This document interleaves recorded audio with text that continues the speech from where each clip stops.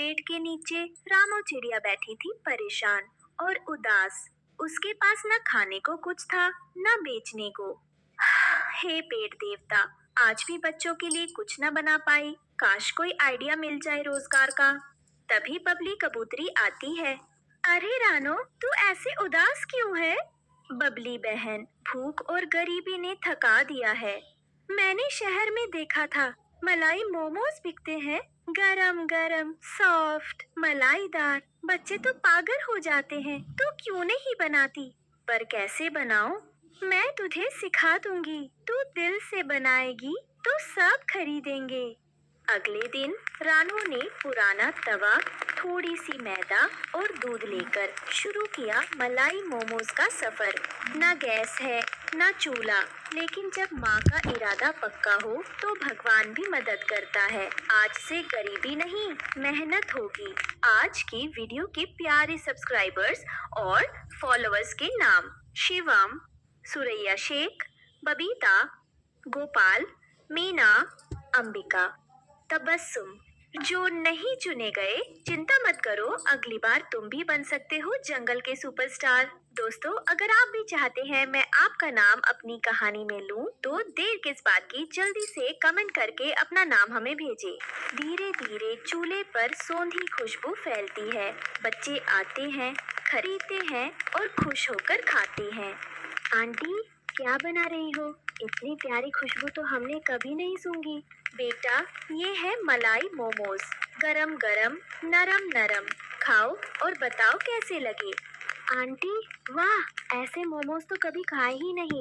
बेटा, जब एक माँ भूख से लड़कर अपने बच्चों के लिए खाना बनाती है, तो उसमें सिर्फ स्वाद नहीं होता, उसमें उसकी ममता भी मिलती है। प्यार मिलाकर बनाओ तो स्वाद भी 2 गुना हो जाता है।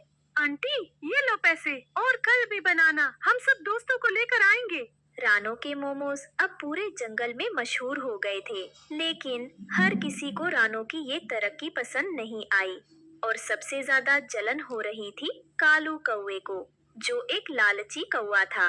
अब बात ये थी कि कालू कौवा ने कुछ दिन पहले ही जंगल में अपना साग पूरी का ठेला खोला था। उसका सपना था पूरे जंगल का फूड किंग बनने का, लेकिन जब से रानो का मोमोज आया, उसके ठेले की हालत खराब हो गई थी।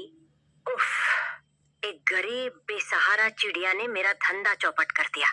मेरी साग पूरी कोई खाता ही नहीं अब। उफ, तुम्हारी साग तो ऐसी लगती है जैसे पुरानी सब्जी और पूरी में हवा भर गई हो। लोग क्यों खाएंगे जब रानो के पास गरम मलाई मोमोज मिल रहे हो? जंगल के बच्चे भी बोलते हैं, चटोरी आंटी, आपके ठेले से बदबू आती है। अब बर्दाश्त नहीं होता। उस रानो को सब रसोई रानी बुला रहे हैं और मुझे कोई देखता भी नहीं। अरे देखता क्यों नहीं, सब देख रहे हैं कि तुम कितना जल रहे हो। जलो मत, कुछ काम की सोचो। सोच लिया है, अब मैं उस रानो की मलाई में मिर्च मिलाऊंगा। देखता हूँ फिर कौन खाता है उसके मोमोज। क्या? मिर्च? अरे बेवकूफ कौवे, मिर्च मिलेगी तो बच्चे रोएंगे, जंगल वाले तुझे मारेंगे। नहीं पकड़ पाएंगे। मैं रात के अंधेरे में जाऊंगा, धीरे से मिर्च मिलाकर आ जाऊंगा और फिर होगी मेरी साग पूरी की वापसी। रात को जब सब सो रहे थे, कालू और गोरी कौवी चुपके से रानो की रसोई की तरफ गए। कौवी, सब सो गए हैं, अब वक्त है उस रानो की मलाई में मिर्च डालने का। सुनो कालू, भगवान से डरो, अगर पकड़े गए तो सब्जी बेचने का ठेला भी नहीं बचेगा। मूर्ख कौवी, जंगल की दुनिया में चतुराई चलती है, भगवान नहीं। लेकिन तभी पेड़ की शाखा से एक आवाज आई। तभी बबली कबूतरी आ जाती है। ए कालू, तू फिर हरकत पे उतर आया? मेहनत से नहीं बना सकता तो दूसरों की मेहनत क्यों बिगाड़ता है? अरे बबली, तू यहाँ क्या कर रही है? मैं हर रोज रानो की मदद करती हूँ और जानती थी कि तू कुछ न कुछ जरूर करेगा, इसीलिए छिपकर देख रही थी। बबली बहन, ये तो बस ऐसे ही। शर्म करो, जब खुद कुछ नया नहीं कर सकते तो कम से कम दूसरों की मेहनत को बर्बाद तो मत करो। अरे भाग चलो कौवी, पकड़ लिया हमें। अगले दिन रानो ने सबको सच बताया। बबली ने गवाही दी और जंगल वासियों ने एक सुर में कहा, रानो, तुम जैसी मेहनती और ईमानदार चिड़िया बहुत कम होती हैं। हमें सिर्फ रानो आंटी के मोमोज चाहिए। सब पक्षी कालू से नाराज हो जाते हैं। माफ कर दो रानो, मुझे जलन हो गई थी। सच मानो कालू, मेहनत की कोई शॉर्टकट नहीं होती। चलो, अब खाओ मलाई मोमोज। अब रानू ने पेड़ की एक बड़ी डाली पर छोटा सा मोमोज हट बना लिया था। रानू, अब तो तू जंगल की सुपरस्टार बन गई। बबली बहन, सब तुम्हारी वजह से और मेरी मेहनत से। अब हर रोज टुन्नू चिड़ा रानू की दुकान पर आता। कभी अपने पंखों में गुलाब का फूल लाता तो कभी उसके बर्तन साफ करवा देता। धीरे धीरे दोनों के बीच एक मीठी दोस्ती बनने लगी थी। रानो जी, आज आपके लिए एक खास फूल लाया हूँ। फूल तो बहुत देखे हैं टुन्नू जी, पर ये इरादे वाले फूल कुछ अलग ही होते हैं। रानो, क्या मैं तुम्हारे मोमोज के साथ तुम्हारा दिल भी खरीद सकता हूँ? हाँ, दिल नहीं बेचा जाता टुन्नू जी, पर मेहनत और सच्चाई पर तो दिल आ ही जाता है।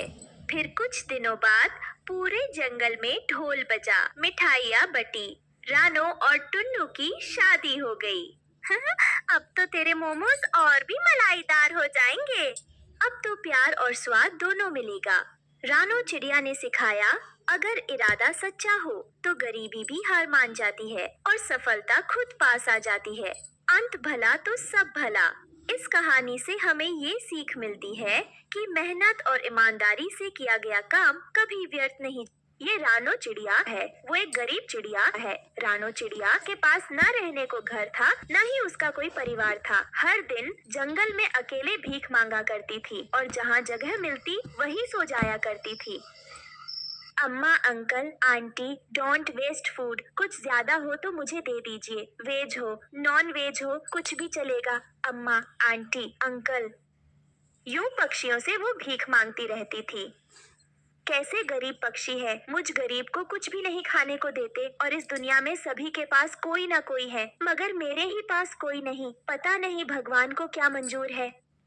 एक दिन रानो चिड़िया जंगल में भीख मांगते मांगते एक घर के पास रुकती है। तभी उस घर का मालिक, ये चिड़िया ये लो। बंटी कबूतर ने रानो चिड़िया को एक पैकेट दिया। रानो चिड़िया वो पैकेट लेकर उससे बोली, वैसे क्या है? जरा सा मटर पनीर है और जरा सा खिचड़ा भी है। मेरी पत्नी ने खास बनाया है। क्या तुम्हारी पत्नी ने बनाया है? अरे सॉरी सर, ये लीजिए, मैं अपनी जिंदगी को खतरे में नहीं डाल सकती। ये कहकर खाना वापस लौटा दिया और दूसरे घर पर, uncle, aunty, please give me some food.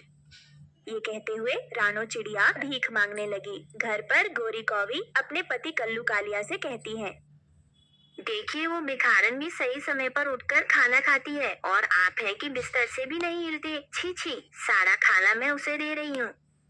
ये कहते हुए गोरी कौवी ने वो खाना रानो चिड़िया को दे दिया। रानो चिड़िया वो खाना लेकर, आहा, ताजा ताजा खाना, गर्म गर्म खाना, ऐसा खाना खाए हुए जमाना हो गया है। ये कहते हुए वो खाने का पैकेट लेकर एक पेड़ के नीचे बैठकर खाने लगी। इतने में एक गाय वहाँ आती है। क्यों गाय, तू भी मेरी जैसी अकेली है क्या? चल अब यहाँ आकर बैठ, मिलकर खाना खाते हैं। इस तरह वे दोनों साथ में खाना खाने लगे। खाने के बाद जहाँ जहाँ रानो चिड़िया जाने लगी वहाँ वो भी जाने लगी। रानो चिड़िया एक मंदिर के पास भीख मांग रही थी तो बगल में आकर वो भी, ये क्या, ये गाय तो मुझे ही कंपटीशन दे रही हो। इस तरह रानो जहाँ भी जाती वो उसके पीछे चली जाती। थक हार कर रानो चिड़िया उस गाय से बोली, गाय, तुम्हें कितनी बार बोलना होगा कि मेरा पीछा मत करो। ठीक है, मैं तुम्हारे आगे हाथ जोड़ रही हूँ। ये कहकर रानो ने उसके इर्द गिर्द 3 चक्कर लगाए। बस तभी गाय के पीछे से 2 सोने के सिक्के गिरे। रानो वो सोने के सिक्कों को देखकर, अरे ये तो सोने के सिक्के हैं, यानी तुम पैसे देने वाली जादुई गाय हो क्या? आहा, लगता है लक्ष्मी देवी खुद मुझे ढूंढते हुए चलकर आई है। ये सब देखकर रानो चिड़िया बहुत खुश होती है। तभी उसे एक संदेह हुआ, हाँ, वैसे तुम दिन में कितने बार सिक्के दोगी? जितने बार घूमूंगी उतनी बार दोगी क्या, या दिन में एक ही बार देती हो? ये कहते हुए फिर से उस गाय के गोल गोल चक्कर काटने लगी, लेकिन एक भी सिक्का नहीं निकला। ओहो, इसका ये मतलब है कि तुम पूरे दिन में एक ही बार देती हो सोने के सिक्के।